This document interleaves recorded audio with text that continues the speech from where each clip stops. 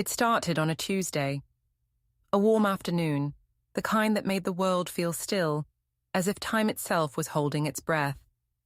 The kind of day where the sunlight poured through the windows and painted everything in a soft, golden hue. I had just gotten back from my morning run and was standing in the kitchen, sipping water, when I decided to make the call. A simple call. It was long overdue anyway. For months I had been waiting for Arya to tell me when her wedding day was. I knew it was coming, and I had been patient, far more patient than I'd like to admit.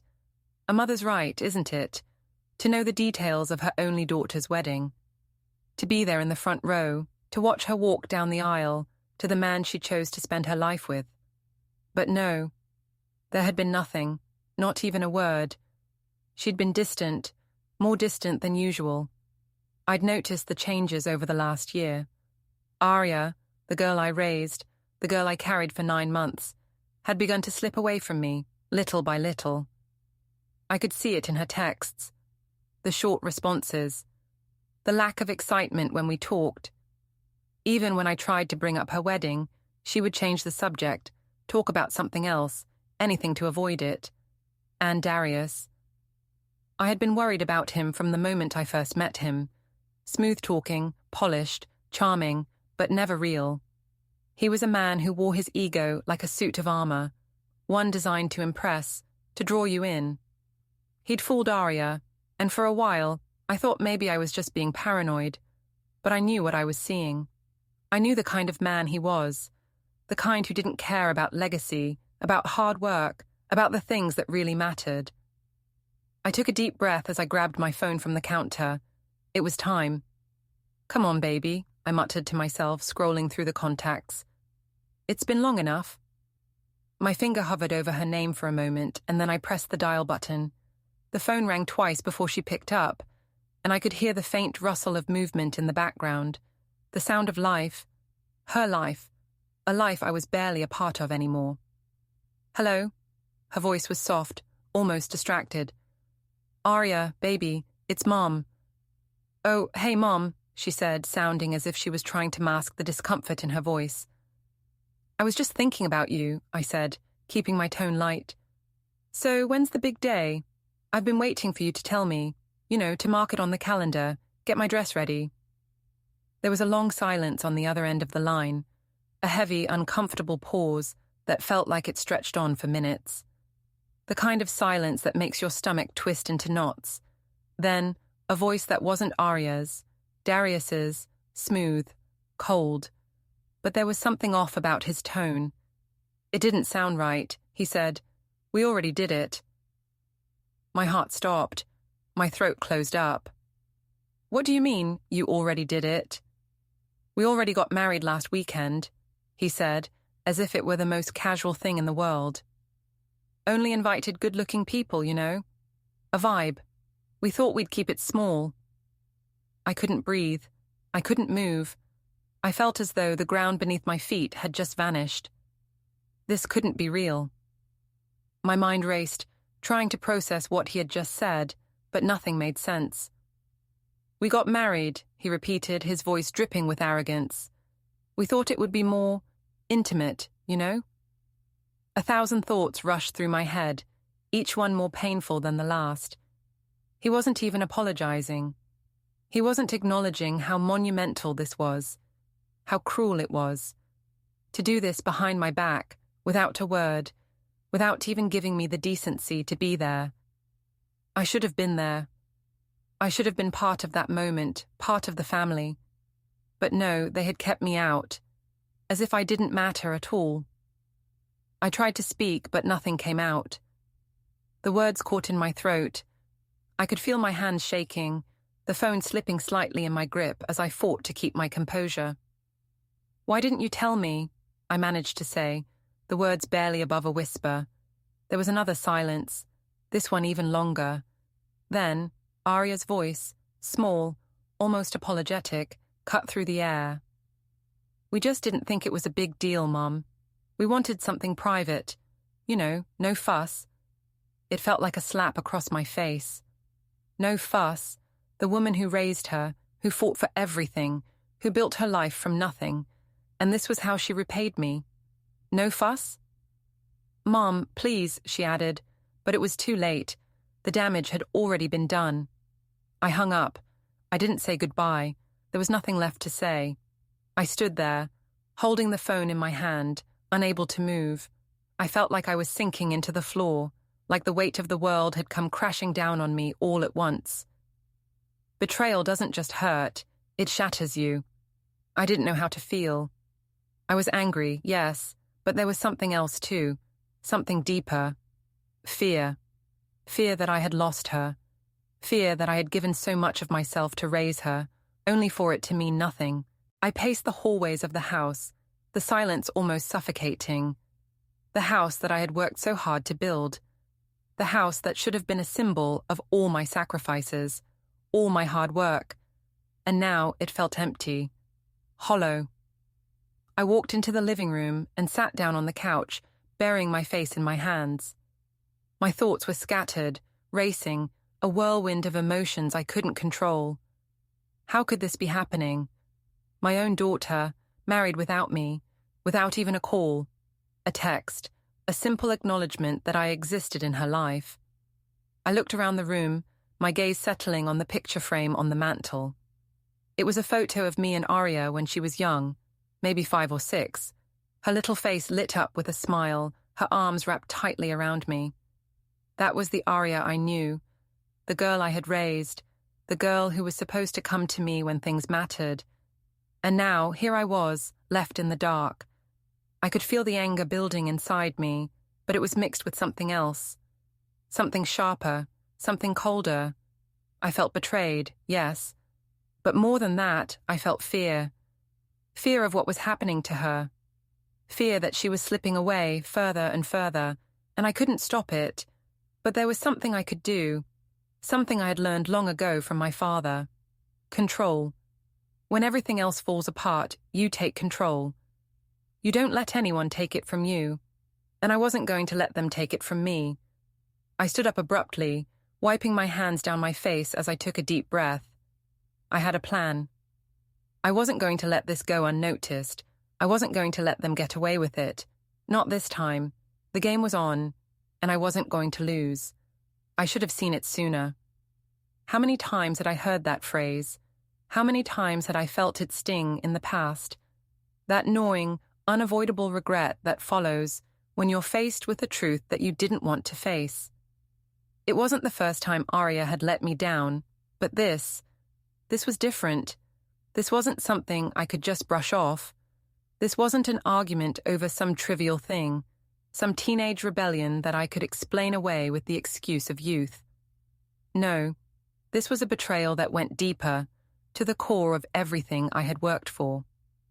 I had raised her to understand that the world doesn't hand out gifts, that everything comes with a price. And she had always seemed to get it. At least, that's what I thought.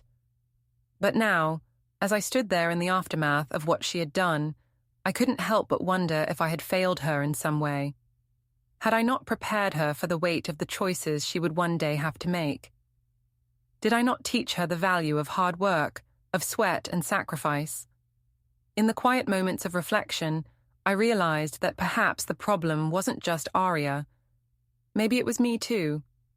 Maybe I had become so focused on teaching her about control, about never needing anyone, that I had missed the deeper lesson about human connection. Love, trust, loyalty. Things that can't be bought or sold, not in the way I had taught her to think about life. The past didn't just haunt me in memories. It pressed down on me like an anchor, a weight that kept me grounded to a time when things made sense. When my father, Nathaniel Claiborne, was still alive, when I was a girl, learning to walk in the shadow of a man who knew exactly how to carve his place in this world. I grew up in a world where betrayal wasn't just a luxury you couldn't afford, it was a luxury you didn't even have the option to consider. Back then, I didn't need to wonder about trust. I didn't have to question whether the people in my life would betray me, because survival was all about mutual respect and unspoken loyalty. You did what you had to do to survive, and no one, no matter how close they were, could ever get too comfortable. There was always that boundary. Always. My father's words echoed in my mind.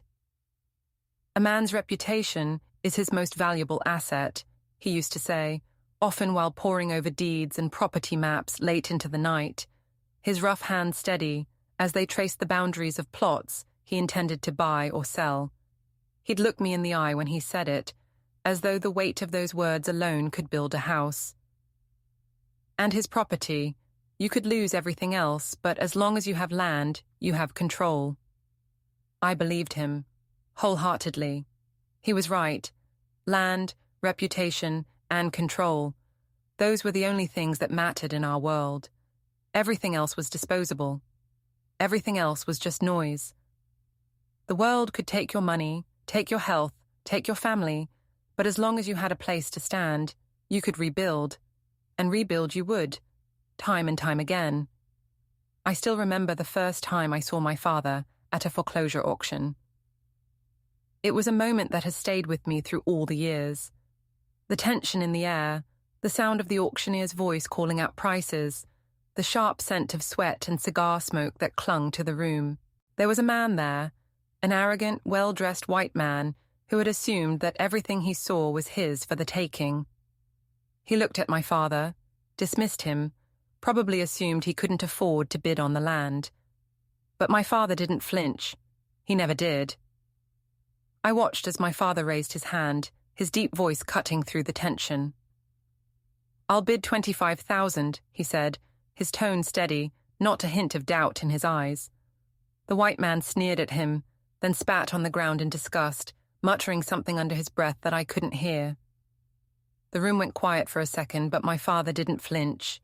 He just kept his eyes on the auctioneer, unfazed by the man's thinly veiled racism. He wasn't rattled. He wasn't intimidated.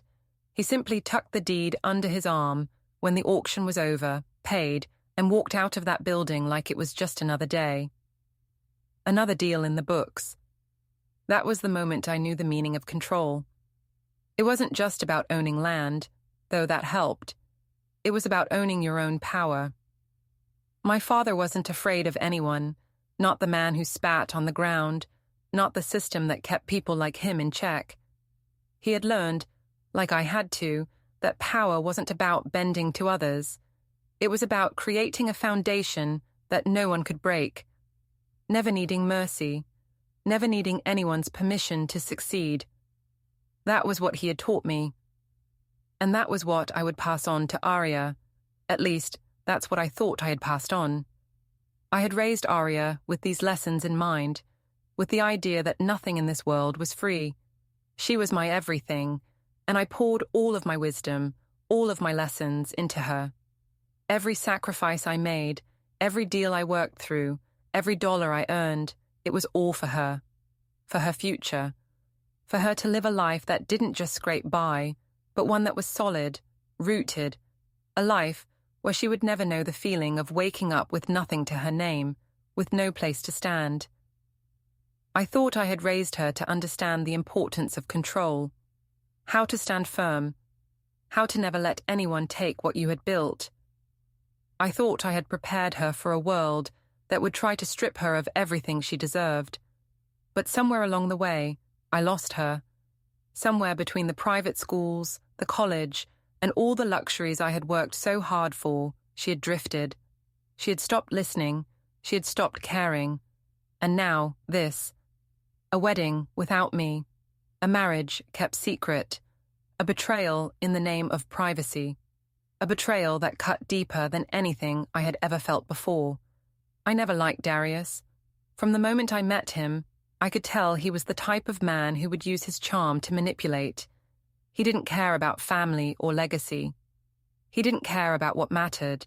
He cared about his image, about his muscles, about his social media following.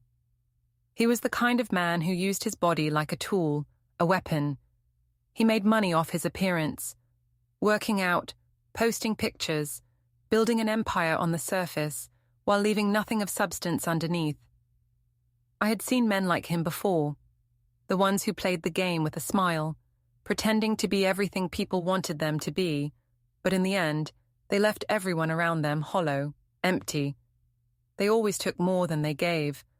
And once they were done with you, they tossed you aside, like yesterday's trend. But Arya, she was in love.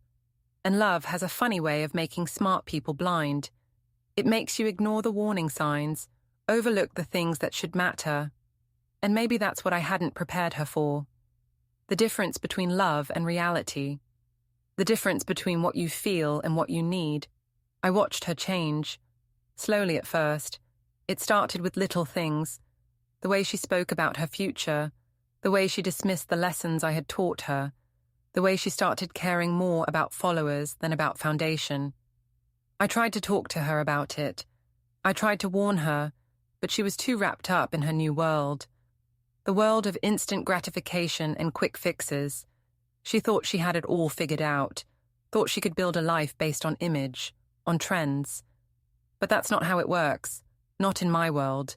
And now, here I was, left behind, by my own daughter. And I had to ask myself, where did I go wrong?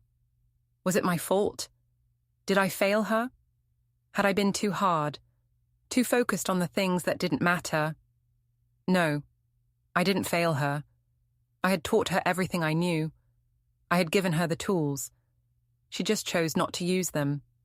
And now, the consequences would be hers to bear. I sat there, in my living room, the echoes of their words still ringing in my ears. The phone call had ended so abruptly, so final, but it hadn't ended in the way I thought it would. The silence that followed their betrayal was deafening, louder than any argument or shouting match could ever be. There I was, staring at the phone in my hand, the digital screen blank, but the weight of what had just transpired hung in the air like smoke. My daughter, the one I had built my life for, had chosen him, Darius, over me, over her family, over everything I had worked for. I'd poured my soul into giving her a life she'd never have to struggle through. I gave her the things I never had, the stability I fought so hard for. I thought I was doing the right thing, the smart thing, but in the end, it didn't matter. Arya had made her choice. She had chosen a man who didn't respect her, who only saw her for what she could provide, and not for who she was. She had chosen him over me. And worse, she had chosen to erase me from the picture of her life, the one place I thought I would always have a seat. I didn't cry. I didn't scream. There was no breakdown, no dramatic release of the pain that was clawing at my chest. Instead, I stood there, staring at the walls I had worked so hard to build, the walls that had seen my sacrifices, my late nights, my years of hard labor and quiet moments of grief. I had raised her in this house, under these very beams, and I had built it all for her. I had thought that one day, when the time came, she would be grateful for all that I had given her. That she would see me as the mother who had sacrificed everything to make sure she never had to go through what I did. But in a single callous moment, everything I thought I knew about her, about us, came crumbling down. The dream I had built for us, the future I imagined for her, none of it seemed to matter. And now I was left with nothing but the cold echo of my own voice as it called out to her in that last desperate moment of the phone call. Why didn't you tell me? But I already knew the answer. She didn't need to. Arya didn't need me anymore. She had him. She had Darius, the man who had swept her off her feet with his polished smile, the same man who would never understand the sacrifices I made, the years I spent pushing past obstacles that tried to tear me down. Darius, with his charm, his Instagram photos, his empty promises, had become her world, and I was nothing more than a footnote in it now. That was when it hit me. This wasn't just about a wedding. This wasn't just about being excluded from a moment that should have belonged to me. No, this was about control. The control I had worked so hard for, the control that I had built from nothing, only to see it slipping through my fingers, like sand in the wind. I wasn't going to let that happen. I wouldn't. Not this time. Not with them. Revenge. It had always been a concept I avoided. I had always believed that control, true control, came from calm, from keeping your head cool while others floundered. But now, as I sat in that living room, staring at the blank phone screen, I realized something important.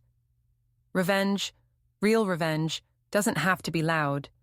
It doesn't have to be messy. It doesn't have to be filled with violence or grand gestures. No, revenge, I realized, just has to be effective. It just has to be calculated, precise. It has to make them understand. It has to make them feel what I felt, the sting, the humiliation, the pain of being erased from your own family, the family you built with your own hands. I leaned forward, resting my elbows on my knees, feeling the coolness of the hardwood floor beneath my palms. I closed my eyes and exhaled, taking a slow, deliberate breath. The anger inside me was hot, but I couldn't let it control me. Not yet. No, this would take patience. This would take strategy. I had seen it in my father. I had learned from him, and I knew the path forward would not be an obvious one. Patience, precision, quiet control. It wasn't just about them. It wasn't even just about Arya and Darius. This was about something deeper. This was about proving to myself and to them that I could rebuild. I could rise from this. My entire life had been built on that one principle, control, and it was mine, no matter how much they tried to take it from me. The days that followed were a blur. I didn't immediately reach out to Arya. I didn't make the mistake of rushing in with my anger. I knew better than that. Instead, I waited. I let the silence stretch. I let her stew in the guilt and discomfort. She had no idea what I was capable of, no idea what I could do, and I wasn't about to give her a hint. I spent the next few weeks quietly observing. I took note of every little thing, every slip-up, every crack in the walls they had built for themselves. Darius's business was failing. Slowly but surely it was unraveling. He had built his empire on vanity and image, but beneath the surface, it was as hollow as a house of cards. And Arya, she was running scared. Her once confident social media presence had begun to falter. She was posting less, her photos becoming more curated and less authentic. I watched it all unfold, and I knew exactly what to do. I had built an empire once, brick by brick, from nothing, and I could do it again. But this time, it would be different. This time, the foundation would be their downfall. I started with Darius's business, his gym, his brand, his so-called empire. It was nothing more than a facade. I knew the right people, the right investors, the ones who saw the cracks in the system. I made a few calls, dropped a few hints to the right ears. People in the business world love a juicy piece of gossip, especially when it's about a man who built his brand on image and had nothing else to offer. Within a few weeks, his business was in trouble. Clients started to cancel, gym memberships dropped off. He couldn't keep up with his overheads. He had always been good at pretending, at bluffing his way through life. But now, the truth was catching up with him. The investors, who had once been eager to throw money at his fitness empire, were now starting to pull out. They saw him for what he was, another pretty face with no substance behind it. Arya, of course, didn't know any of this. She was still wrapped up in her own world, too proud to reach out to me, even as Darius's empire crumbled around them. She was too stubborn, too wrapped up in her own image to admit what was happening. But I could see it. I could see the signs of stress creeping into her every interaction, into the way she texted me, the way she posted her perfect life on social media. It was all falling apart, and she didn't even know why. Meanwhile, I turned my attention to her. The silence between us was deafening, but I wasn't about to reach out. Not yet, not until they had learned their lesson. It didn't take long for them to feel the pressure. Darius called me one afternoon, his voice tight, his usual confidence completely gone. "Miss Claiborne," he said, his voice faltering, "we've got a problem. The gym is losing money. The investors are pulling out. We're not sure what to do." I leaned back in my chair, a small smile tugging at the corner of my lips. That's unfortunate, I said, keeping my tone cool, steady. Maybe you should have thought about that before you married my daughter without telling me. There was a long silence on the other end of the line. I could hear him scrambling for something to say, but there was nothing he could say to fix it. Nothing at all. Finally, he spoke. We thought we could handle it. We didn't think it would get this bad, but now we're in over our heads. Too bad, I said, enjoying the sound of his desperation. Maybe if you'd considered the consequences of your actions, you wouldn't be in this mess. I let him stew in the silence for a moment longer before hanging up the phone. The next morning, I woke early, before the sun had even fully risen, my mind already racing. It was time to make the first move. The phone call was simple, quick, almost casual, but I knew the weight it would carry. A few words to the right person, and it would set everything in motion. I had been planning this for weeks, even before Arya's wedding, or whatever you wanted to call it. I had seen the cracks forming in their facade, and I knew that once I made my move, there would be no going back. I got up from bed, still in my nightdress, and crossed the quiet hallway to my office. The house was still, just the way I liked it. A perfect moment of peace before the storm. The place I had built, not just for me, but for my daughter, who had now shown me exactly who she had become. The duplex they were renting, the one they thought was secure, the one they took for granted, was mine now. They had no idea. Not yet. They didn't know how carefully I had planned every detail. How, just as they were celebrating their little secret wedding, I was behind the scenes ensuring their future was in my hands. I dialed the number. It rang twice before someone picked up on the other end. "Good morning, Miss Claiborne," the voice said, smooth and businesslike, though I could tell they were still groggy from sleep. "How can I help you today?" "Morning," I replied, keeping my tone even. "I need you to process a few changes for me. The duplex on West End, Darius and Arya's place. I want it sold. No questions, no delays, as soon as possible."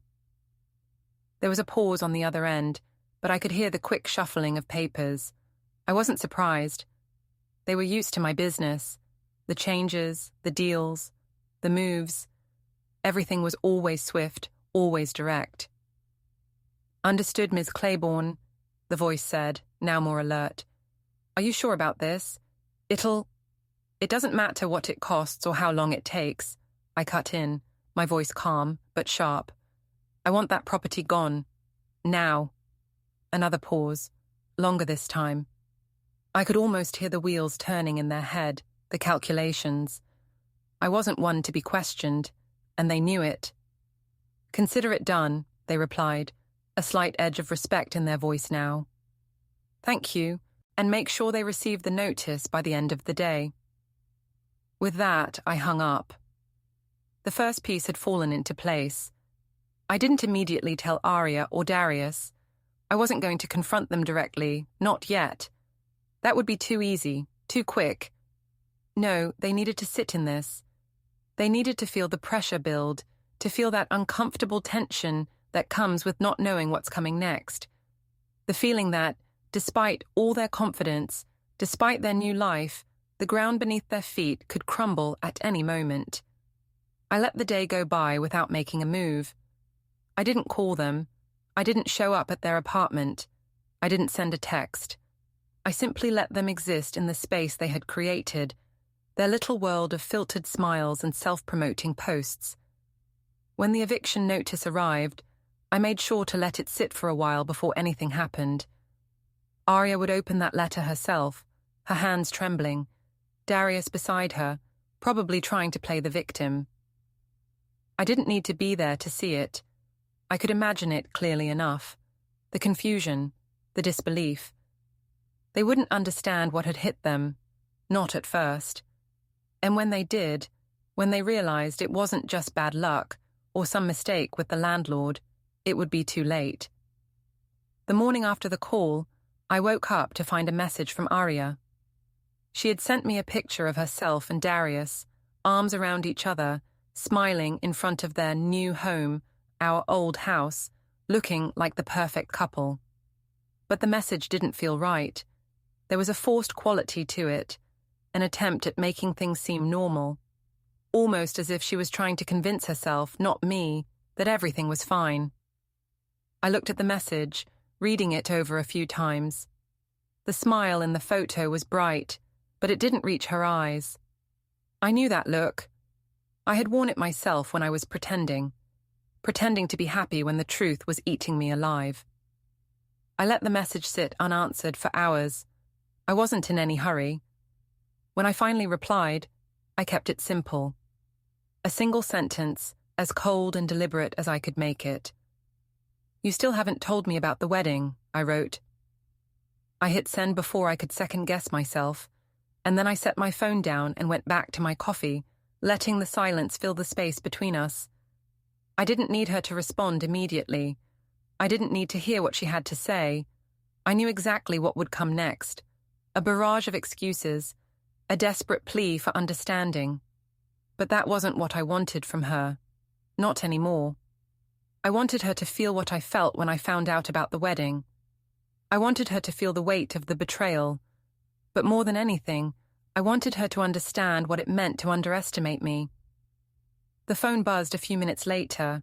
I picked it up, reading her message. "Mom, I'm sorry. I didn't want to hurt you. We just didn't think it was necessary."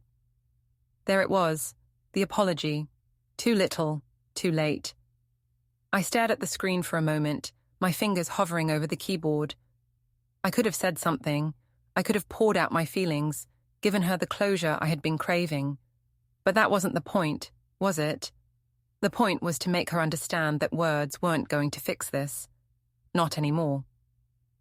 I closed the message and put the phone down. She would come to understand that silence was my answer, now. The days passed, and with each one, the pressure on Arya and Darius grew. They had no idea what was coming, but I did, and that was all that mattered. The ground was shifting beneath their feet, slowly at first, then faster, until they wouldn't be able to stand on it anymore. I wasn't going to destroy them, not yet, but I would teach them. I would make them pay for what they had done, and they would learn the hard way that actions have consequences. I made sure the eviction notice was on its way. The letter would arrive just when they thought they were safe, the calm before the storm. It would be the first real sign that their little bubble was about to burst. And once the duplex was gone, once they had no place to go, I would make sure they understood that life wasn't about followers and filters. Life was about substance, about real work, real value. They had chosen the easy way out, and now they would pay the price. But I wasn't done yet. No, this was just the beginning. Revenge, after all, doesn't need to be loud. It doesn't need to be a spectacle. It just needs to be effective. And by the time I was done with them, they would understand exactly what it meant to underestimate me. The eviction notice arrived 3 weeks later, just as I had planned. They thought it was a mistake, or maybe they thought it was just some mix-up in the system. But no, they were wrong. I had been watching, waiting. Their lives, like fragile glass, were about to shatter in front of them, and they didn't even realize it. Darius and Arya, so confident in their little world, so sure that they had everything figured out, had no clue how much control I had over their future. And now, I was moving my pieces on the board, one carefully calculated move after another. They had no idea how expertly they were being maneuvered. The pieces were already in place. They just had to make the right moves to walk straight into my trap. I knew exactly how it would unfold. I had watched them long enough to know that they would never see it coming. The eviction notice would hit them like a ton of bricks. It would rock their little world, send them into a panic. And when it did, I would be there, calm, collected, watching the chaos unfold. But I wouldn't just let them suffer in silence. No, I was going to make them feel it. Feel every ounce of discomfort, every moment of uncertainty. The same way they had made me feel small. I didn't call them. I didn't send a message. I didn't have to. I wanted to watch their world crumble piece by piece, with no help from me. They thought I was the one who needed their help. They thought I was the one who would collapse, who would fall apart. But it wasn't me, it was them, and they would learn that the hard way. It was late in the afternoon when the phone finally rang. I had been sitting on my porch watching the sunset when I saw the name flash across the screen. Darius. My stomach tightened. I didn't need to pick up the phone. I knew what this was about, but I did anyway. Miss Claiborne? His voice was frantic, cracking at the edges. Gone was the smooth confidence I had grown accustomed to hearing. This was something different. Desperation. The sound of a man realizing he no longer had control. Hello, Darius, I said, my tone cool, controlled. What can I do for you? Miss Claiborne, this is about the eviction notice. It can't be real, right? There's got to be a mistake, Darius stammered. I could hear the panic in his voice, feel the tension crawling through the phone line. No mistake, I replied, keeping my voice steady. It's all very real. There was a pause. I could hear him breathing heavily on the other end, and for a moment, I wondered if he was still trying to process what had just been thrown at him. The eviction notice was a cold, harsh slap in the face for a man who thought he had it all figured out. Look, we don't have anywhere else to go, Darius continued, the words tumbling out of his mouth. Please, Miss Claiborne, you've got to help us. We've got nowhere to turn. We didn't see this coming. Please, we'll work something out. Just, please. His voice wavered between desperation and something else. Something like frustration, maybe anger at being caught off guard. But I wasn't going to let him off the hook. Not yet. Not until I knew they understood the full extent of what they had done. They had underestimated me. They had thought that I was a mother they could push aside, a woman they could easily dismiss, someone they could walk all over. But I wasn't any of those things. I was stronger than that. I leaned back in my chair, crossing my arms as I listened to him struggle to find the right words. The silence stretched between us, thick and heavy, as I considered my next move. I could have been kind. I could have offered to help, pretended like everything was going to be okay, but I wasn't interested in saving them. Not anymore. I'll think about it, I said calmly. It was the kind of response that would keep them on edge, keep them waiting for something they weren't sure would ever come. It wasn't a yes, and it wasn't a no. It was a response that would force them to sit in the discomfort of not knowing. I could almost hear him on the other end, his mind scrambling, his fingers tightening around whatever hope he had left. I wasn't going to rush in and save them. No, they needed to learn. They needed to understand what it felt like to be completely powerless. There was another pause, longer this time. Darius's voice came through again, softer, almost pleading. Miss Claiborne, please. We didn't mean to. I don't know what to do. Good, I said, my voice unyielding. Maybe now you'll learn how to handle things properly. Before he could respond, I hung up the phone. The sharp click of the line disconnecting was like the sound of the last nail being driven into a coffin. I didn't give them any more answers. I didn't tell them what I was thinking. I wanted them to feel that uncertainty, to wonder whether they were about to lose everything they had, because that's what betrayal does. It leaves you stranded in the middle of your own life, questioning everything. The people you thought you could rely on, the choices you made, the future you once dreamed about. And that's exactly what I wanted them to experience. I could have easily said yes. I could have allowed them to come crawling back, begging for forgiveness. But that would have been too easy. It wouldn't have taught them anything. They needed to feel the weight of their actions, and if it meant pushing them to the edge, then so be it. The next few days passed in a blur. I kept my distance. I watched as Arya and Darius scrambled to figure out what to do. They didn't even know how to handle this. They thought they could solve everything with their charm, their smiles, their carefully curated lives. But charm couldn't solve this. Money couldn't solve this. Not when everything they had, every little bit of security, was slipping away from them. I knew how they would react. I knew Darius would try to put on a show, try to charm his way out of it, as he always did. But I also knew that this time there would be no escape. Not for him, not for Arya. I made sure to keep up the pressure. I let the silence stretch out longer, letting the tension build between us.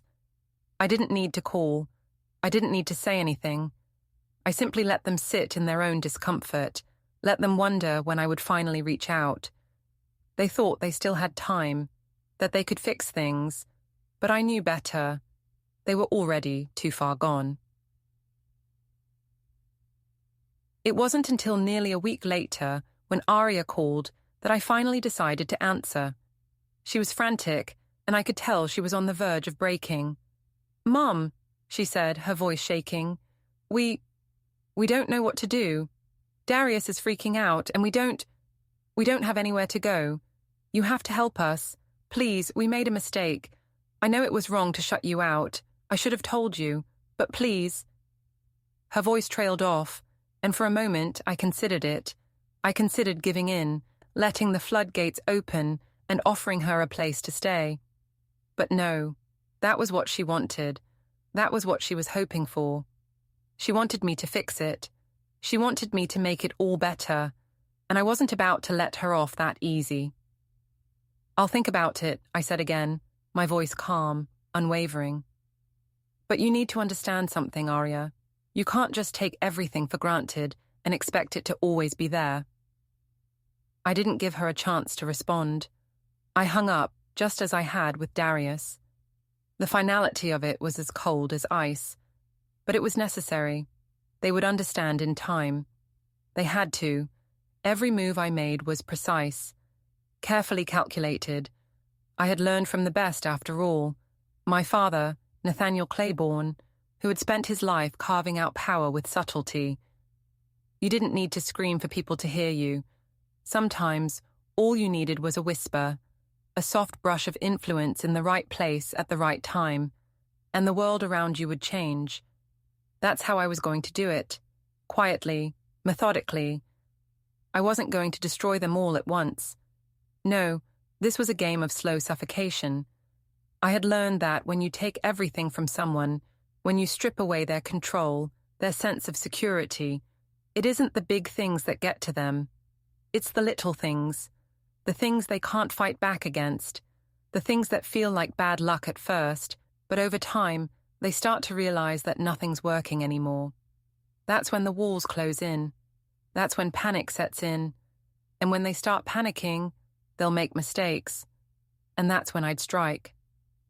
Darius's gym was first, the one he'd built from nothing, the one that had seemed untouchable, like some kind of fortress. But I knew better. Everything was touchable. Everything could be moved, tilted, chipped away at until it collapsed under its own weight. I'd been watching it for months, watching the way he ran the place, overconfident, always one step ahead, or so he thought. I had started small, just a few tweaks, a change in the rent, nothing dramatic, just enough to shake his balance, to see how he'd respond. The gym's rent had been his lifeline, that constant source of income that made everything else possible. I knew that if I tightened the financial screws just a little, he'd start feeling it. The first change wasn't noticeable to anyone but him. The lease agreement had a clause that allowed me to raise the rent under certain conditions, circumstances, clauses buried in fine print that Darius wouldn't have cared to read. That was the first mistake. It was a small increase, but for someone trying to maintain the facade of success, it was just enough to put him on edge. I didn't need to be there for it. I didn't need to make a phone call or show my face. I just needed the financial paperwork, and once it was signed, I let it sit for a few weeks, letting the weight of it sit on his shoulders. Darius didn't even notice at first. He kept pushing forward, booking clients, running his business. But when the rent increase became due, and he couldn't make the payment, that was when I saw the first crack in his perfect, polished world. Out at you. I spent the following days making sure the pressure built. I didn't want to make it too obvious. I wasn't in any hurry. I was watching him, waiting for the right moment to push harder. I knew his clientele was fickle. They'd come and go depending on the next fitness trend. So, I went to work on that as well. A whisper in the right ear, a quiet conversation with some of the regulars. I wasn't trying to ruin the gym overnight. No, that would be too easy. I needed the slow erosion, the kind that felt like it was their fault. A rumor about Darius's business practices here, a comment about his growing debt there. It didn't take long for the word to spread. Word of mouth in the fitness community is like wildfire, especially when the rumor mill is already primed. By the time the clients started disappearing, Darius was too distracted by the rent to notice the subtle shift in the air around him. First, a few people cancelled their memberships. They said they'd found a cheaper place, or maybe the location was too far. The gym wasn't as exclusive as they had originally thought. Then, more and more followed suit. People didn't show up for their appointments. The regulars, the ones who used to come in daily, started ghosting him. I didn't have to be anywhere near the gym to see it. I saw it in the messages and the cancellations. I saw it in the desperate way Darius kept trying to keep things afloat. He would put on a smile, act as if everything was fine, but I knew. I could feel the panic rising in him, just beneath the surface. The gym, his precious gym, was crumbling. His income was slipping away, and he had no idea where the cracks had come from. He thought it was just bad luck. He thought it was the market. Maybe people just weren't into fitness anymore. But the truth was much simpler than that. It was me. I was the one who had pulled the rug out from under him. Slowly, subtly, and without a single word. I had turned his world upside down, and he didn't even know it yet. All the while, Arya tried to call. I saw the missed messages pop up on my phone, one after another. The first was casual. An apology, of course. Something along the lines of, "I'm sorry, Mum. I know I hurt you. I was wrong." I didn't respond. Not immediately. I wanted her to stew in that. I wanted her to feel the weight of the distance between us, the emptiness she had created by thinking she could push me aside. She wanted my forgiveness, but forgiveness didn't come that easily. Not anymore. The next message came a day later, more urgent this time. "Mum, please. I know I've messed up. I know I hurt you. But I want to make things right. Please let me explain." She wanted to explain. She wanted me to listen to her side, to hear her out. But I wasn't ready to listen. Not yet. I knew her well enough to know that her words were as empty as the promises Darius had made. She thought I could be bought off with a few kind words, with the fake apology that she always seemed to throw out when she needed something. But this time, I wasn't buying it. I let her messages sit there, unread. I let the silence hang between us, letting her feel it. I wasn't going to respond until I was ready to make my move. In the meantime, Darius continued to struggle. The gym's revenue kept plummeting, and with each day, the pressure mounted. I could see it in the way he carried himself. He started losing weight, looking more haggard, and his usually confident swagger disappeared. He began making mistakes, miscalculating rent payments, missing appointments, making empty promises to clients who no longer cared. He reached out to me again, this time his voice filled with a new kind of desperation. "Miss Claiborne," he started, voice shaking. "We need your help. You've got to fix this. You have to help us out of this mess." I didn't immediately respond. I let him squirm. Then, after a long, drawn-out pause, I finally spoke. "I told you before, Darius. You didn't need me then, and you don't need me now." I let the words hang in the air like a weight, letting them sink in. "But," his voice cracked, "I know what you did. You've been playing us, haven't you? All this time, everything has been because of you." I could hear his frustration, his confusion, but it didn't matter. He had made his choice. And now, he had to live with the consequences, the same way I had to live with the betrayal of my daughter.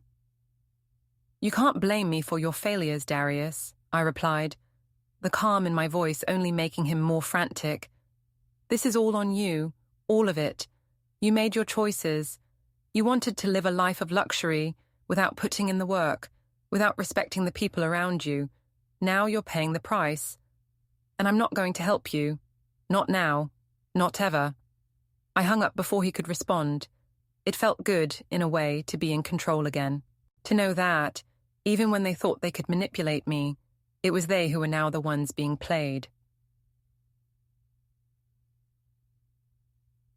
The next few days were a blur. I continued to watch from the sidelines as the walls closed in on them. Darius tried everything to save his gym, to keep his business afloat, but the cracks were too deep. Arya, still oblivious to the extent of the destruction, continued to send messages, continued to beg for my forgiveness. But I wasn't ready to give her that. Not yet.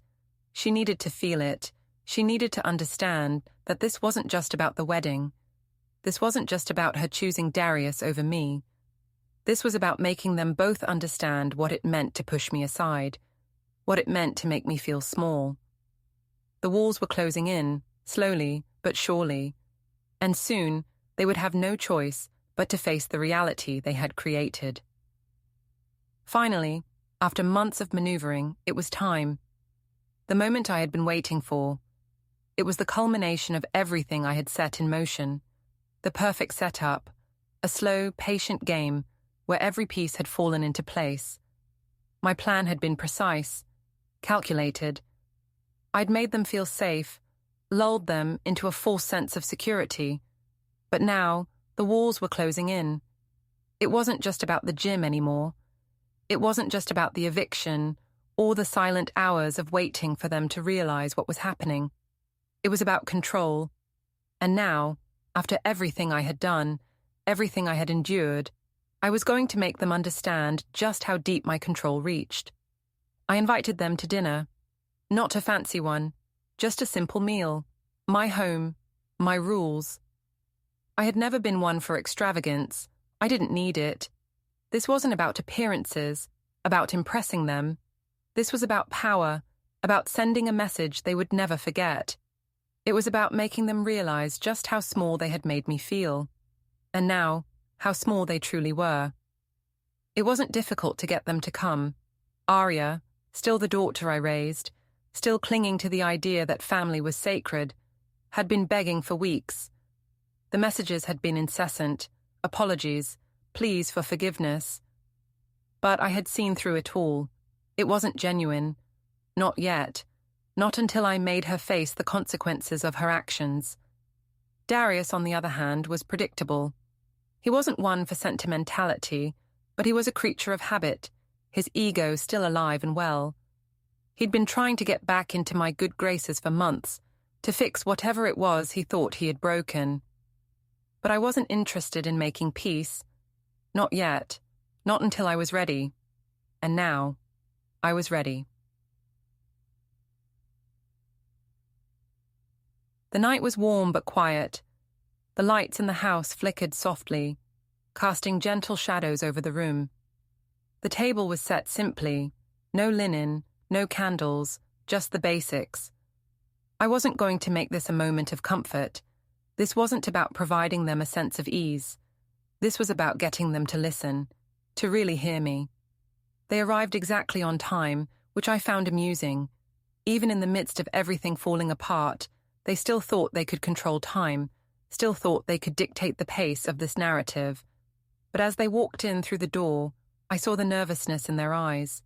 Arya's smile faltered when she saw me standing by the door, calm, collected. Darius followed, his posture stiff, but trying to maintain his usual confidence.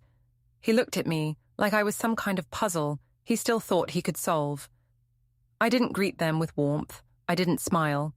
Instead, I simply stepped aside, motioning them into the dining room.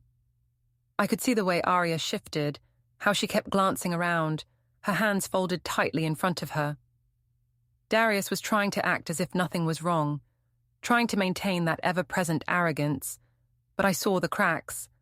I saw the stress behind his eyes, the anxiety that had slowly been eating away at him. They sat down, and I could feel the tension thickening in the air. There was a careful stillness between us, a quiet that seemed to hum with the weight of everything unsaid. "I've made your favorite," I said casually, almost too casually. I could hear the edge in my voice, but I kept it hidden. The food was simple, nothing extravagant. I wasn't trying to impress them. I wasn't trying to win them over. I just needed them to sit there, eat, and feel the weight of what was to come. They ate in silence, the clinking of silverware against plates, the only sound in the room. I didn't rush. I waited until they were finished, until they had relaxed just enough to think the worst was over. I watched them carefully. Arya was the first to look up, her eyes uncertain as she reached for her glass of wine. Darius continued to eat, his eyes darting around the room, trying to keep up the pretense that everything was fine. Finally, when I felt the moment was right, I set my utensils down and folded my hands in front of me. The calmness in my voice, the control, was deliberate. "I own that duplex you've been renting," I said, watching the shock spread across their faces. "I sold it. I did that while you were posting your happy pictures online." The words hit the air like a thunderclap. I watched them both freeze, their forks suspended mid-air. The silence was immediate and thick, so thick I could feel it pressing down on the room. Arya stared at me, her eyes wide, her face pale. Darius's jaw clenched, his hand tightening around his glass. But he didn't say anything. He couldn't. Not yet. For a moment, neither of them spoke. They just stared at me like they couldn't quite process what I had said. But I didn't break. I didn't offer them the comfort of an explanation. No, this was the moment they needed to understand that nothing had been an accident. They had underestimated me, and now it was time for them to face the consequences. Arya was the first to speak, her voice shaking. You sold it?" She blinked rapidly, her eyes darting between me and Darius. "Mom, why? Why didn't you tell us?" I didn't answer immediately. I just watched her, watching the realization sink in. This wasn't just about the house. It wasn't about the duplex they thought was theirs. No, this was about everything. This was about the years of manipulation, the years of being pushed aside, of being made to feel irrelevant. I had built this life, this empire, for her, and she had turned her back on me. She had chosen him over me, and now she had to understand what that really meant. "I didn't think you needed to know," I said calmly. "You were too busy pretending to be happy, to be the perfect couple, too busy posting pictures for the world to see. You didn't need to know about what I was doing. It's just a house, Arya, and now it's gone, just like everything else." I could see the hurt flash across her face, but I didn't care. She needed to hear this. She needed to know what it felt like to be stripped of the things she thought she could take for granted. Darius finally spoke, his voice tight with restrained anger. "You can't do this. We have nowhere to go. This isn't right." His hands were clenched now, his fingers trembling slightly. "Right," I echoed, letting a bitter laugh slip from my lips. "I didn't ask for your permission, Darius. I didn't need your approval. This is my house, my property. And you think I'm the one who's in the wrong here. You think you can just waltz in and take whatever you want, without consequence." The tension in the room grew thick enough to cut. Darius's face reddened, his anger flaring, but I could see it in his eyes. He was losing control. This was the moment he had been dreading, the moment he realized I was in control, not him. "You think I've been waiting for you to come crawling back?" I continued, my voice getting colder with each word. "You think you can just apologize, and everything will go back to normal? No, Darius, it doesn't work that way. You and Arya made your choices. Now you'll live with them." Arya's eyes welled up with tears, but she didn't say anything. She was silent, stunned into submission, and that was exactly what I wanted. I wanted them to feel small, to feel the weight of their own decisions pressing down on them, suffocating them. They had no idea what it felt like to be truly powerless. But now they were going to learn. Darius stood up suddenly, his chair scraping across the floor, but I didn't flinch. I didn't move.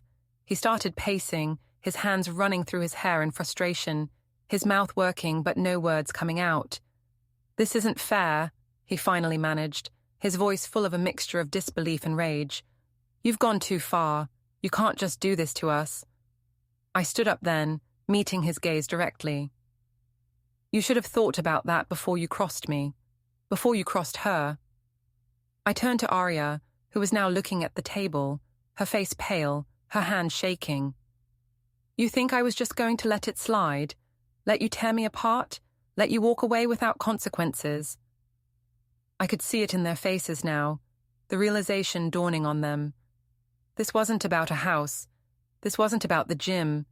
This was about power. This was about respect. This was about me taking back what they had tried to take from me. The room was thick with silence again. I could feel the air crackling between us. Arya wiped at her eyes, but the tears didn't come. Not anymore. They had nothing left to say. And then, just before Darius could speak again, I turned and walked out of the room, leaving them both there, stunned into silence. The silence in my house was deafening. It had been days since the dinner, and the consequences of what I had revealed were still hanging in the air, thick and suffocating. I could feel them both retreating further into themselves, trying to find a way out, trying to grasp at the pieces of their once perfect lives that I had so carefully unraveled. I had given them time to process, time to feel the weight of the situation, and now the moment I had been waiting for had arrived. It was late in the evening when I heard the knock on the door, soft, tentative, like a bird's gentle peck on the window, but I knew who it was before I even heard the voice. "Arya," I said, my voice betraying no emotion. I didn't need to see her to know she was standing there, probably trembling, probably unsure of how to face me. "Come in." The door creaked open, and I didn't look up immediately. I didn't need to. I didn't need to see her face to know exactly how she was feeling. I could feel her presence, the desperation that oozed from her like a fragrance she couldn't escape.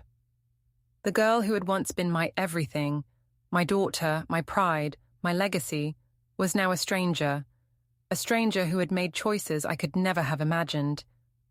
I didn't move as she stepped inside. The room felt colder the moment she entered, as if the air itself knew what was about to happen. Arya stood in the doorway for a moment, her posture rigid, her hands clutched tightly in front of her, her face pale. Her eyes were red, streaked with the remnants of tears she hadn't bothered to wipe away. She didn't even attempt to mask the hurt, the pain that she thought would make me bend. But I wasn't about to bend, not anymore. She stepped closer, hesitant, as if she thought she could still win me over with her vulnerability. The softness in her eyes was an illusion, a facade she had perfected over the years. I had seen it before, and it never worked on me. Not now, not after everything. "Mom," she began, her voice trembling, a whisper almost too soft to hear.